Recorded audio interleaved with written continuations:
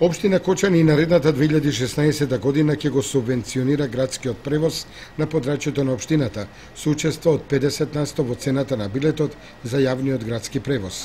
Воведувањето на градскиот превоз се покажа како корисна иницијатива во која општината партиципира значаен дел финансиски средства од сопствениот буџет. На седницата на Советот на општина Кочани одржана денеска, советниците донесоа одлука за продолжување на субвенционирањето на јавниот градски превоз во Кочани за 2016 година, што го организира општината.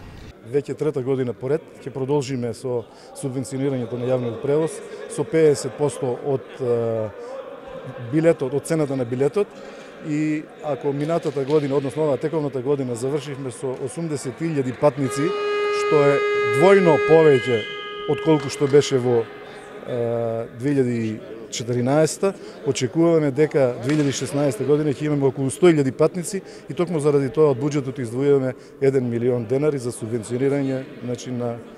градскиот јавен превоз.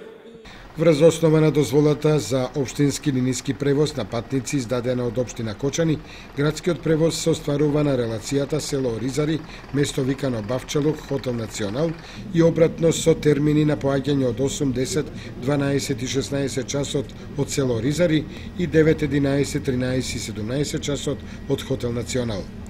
Инаку Автоатом, кој го реализира градскиот линиски сообраќај за периодот од 1 јануари до 30 октомври оваа година, има превезено 73.133 патника, корисници на градскиот линиски превоз.